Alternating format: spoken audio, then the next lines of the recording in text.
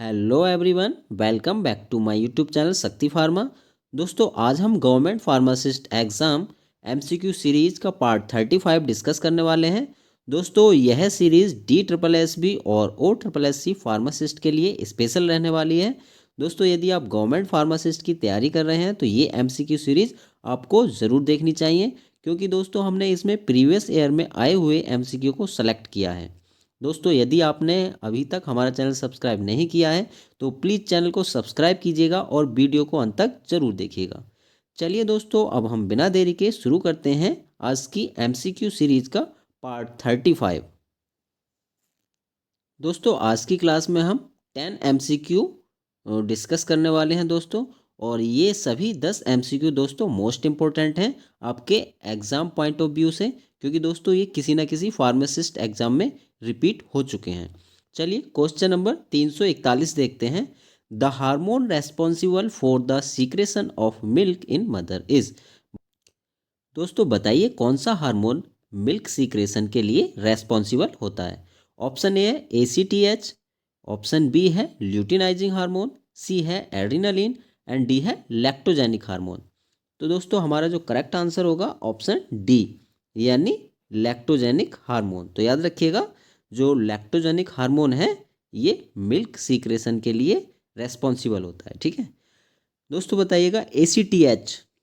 ACTH क्या होता है। तो दोस्तों जो ACTH है ये एड्रीनोकोर्टिकोट्रॉपिक हार्मोन होता है। ठीक है, नोट कर लीजिएगा, एड्रीनोकोर्टिकोट्रॉपिक हार्मोन। और दोस्तों जो ल्यूटिनाइजिंग हार्मोन होता है इसको LH हार्मोन के नाम से जानते हैं हम। तो याद रखिएगा, ये जो ACTH और ल्यूटिनाइजिंग हार्मोन, ये दोनों जो हार्मोन हैं दोस्तों, ये कहाँ से प्रोड्यूस होते हैं, पिट्यूटरी ग्लैंड से। ठीक है, ये दोनों हार्मोन हमारे पिट्यूटरी ग्लैंड से प्रोड्यूस्ड होते हैं। तो ये आप इसको नोट कर लीजिएगा, पिट्यूटरी ग्लैंड से ये प्रोड्यूस होते हैं। ठीक है, और दोस्तों एड्रिनलिन जो होता है ये क्या होता है, ये भी एक हार्मोन है। ठीक है, और adrenaline also known as epinephrine, epinephrine के नाम से भी हम इसको जानते हैं। और ये दोस्तों कहाँ से रिलीज होता है, ये आपका फ्रॉम द एड्रिनल ग्लैंड से रिलीज होता है। ठीक है, ये एड्रिनल ग्लैंड से आपका रिलीज होता है, ये भी आप नोट कर लीजिएगा। ओके दोस्तों, चलिए दोस्तों अब हम नेक्स्ट क्वेश्चन की ओर चलते हैं। क्वेश्चन नंबर है 342। Which of the following components of blood protects human being from infections. तो बताइएगा दोस्तों, निम्न में से कौन सा ब्लड कंपोनेंट्स हम जो ह्यूमंस की इन्फेक्शन से रक्षा करता है।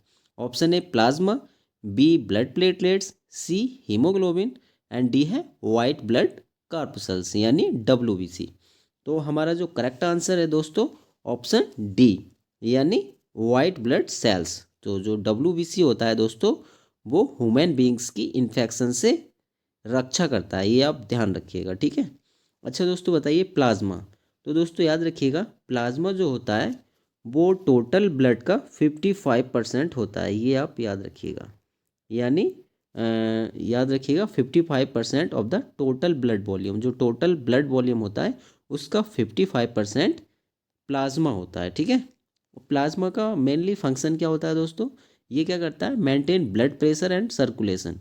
ब्लड सर्कुलेशन और ब्लड प्रेशर को मेंटेन करने का काम प्लाज्मा का होता है। ठीक है, और दोस्तों ब्लड प्लेटलेट्स जो होती हैं आल्सो नॉन एज थ्रोम्बोसाइट्स, ये आप याद रखिएगा, इसको हम थ्रोम्बोसाइट्स के नाम से भी जानते हैं। ये भी कई बार एग्जाम्स में पूछ लिया जाता है। ठीक है, कि platelets also known as thrombocytes.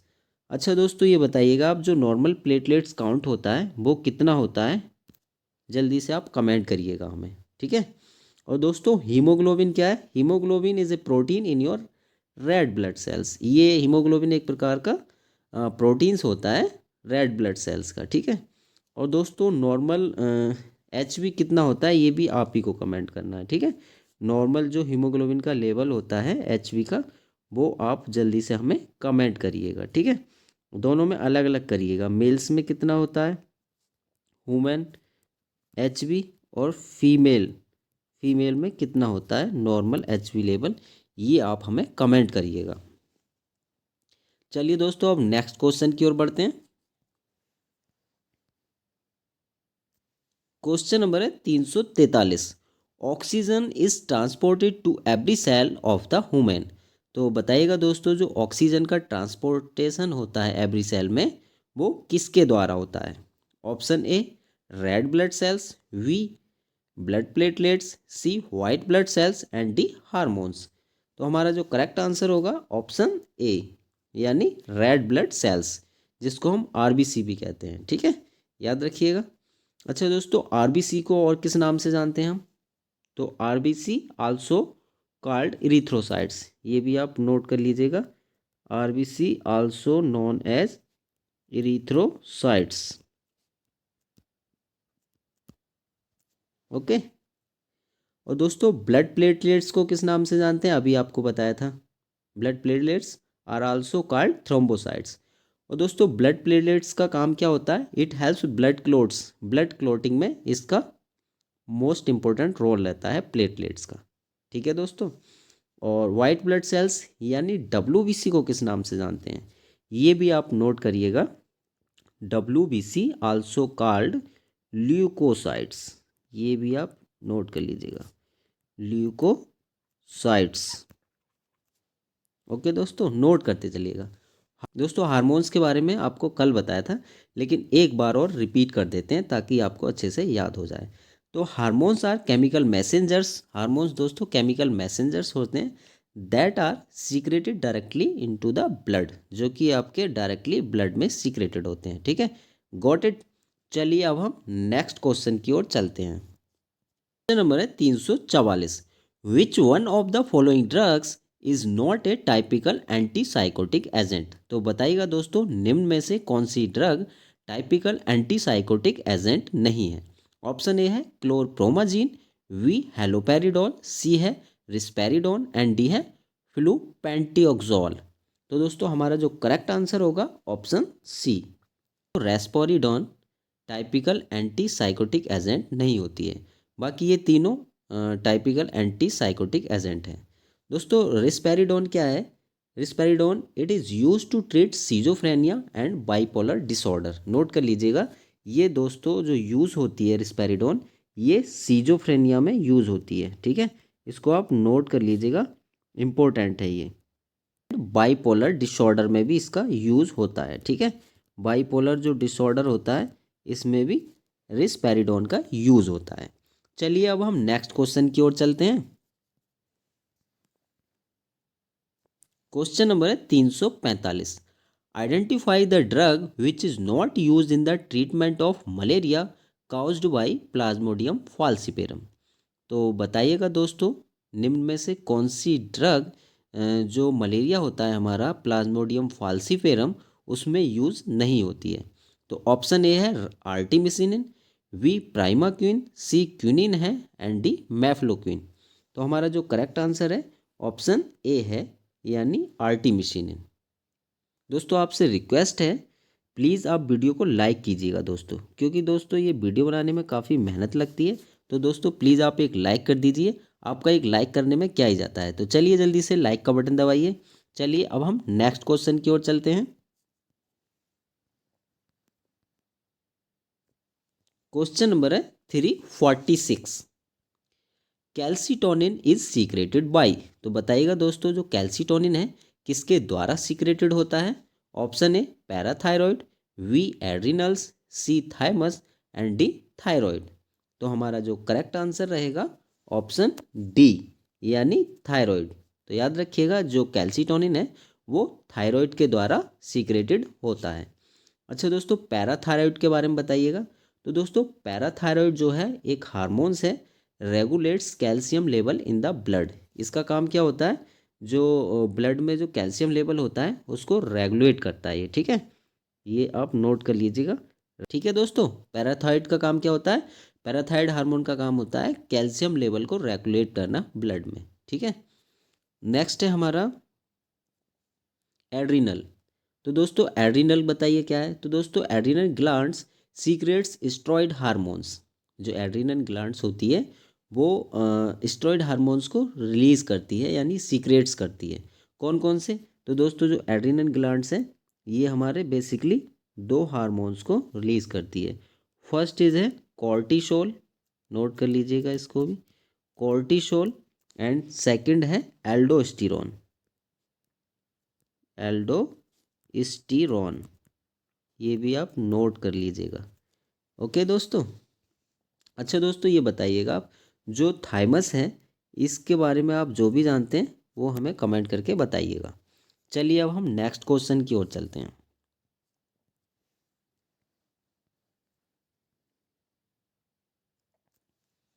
Question number है 347।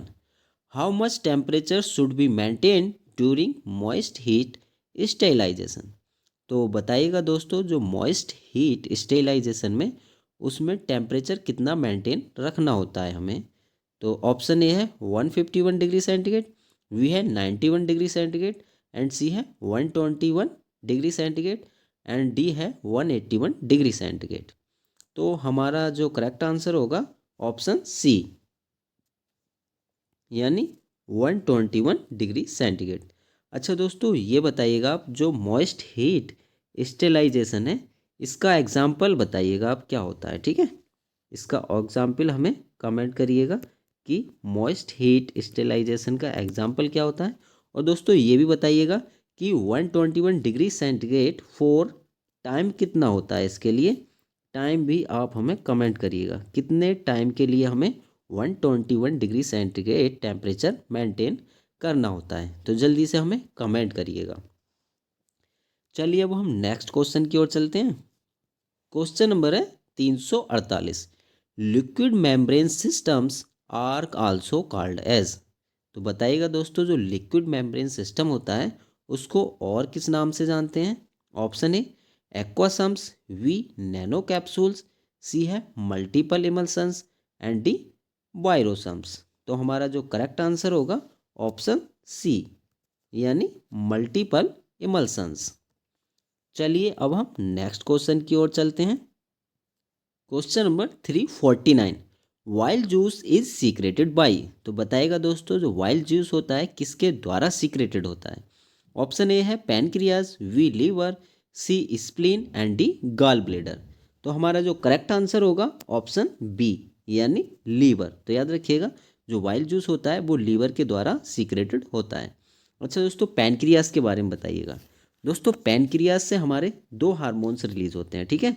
पैनक्रियाज के दो सेल्स होते हैं, यानी एक होता है अल्फा सेल्स और दूसरा है हमारा बीटा सेल्स।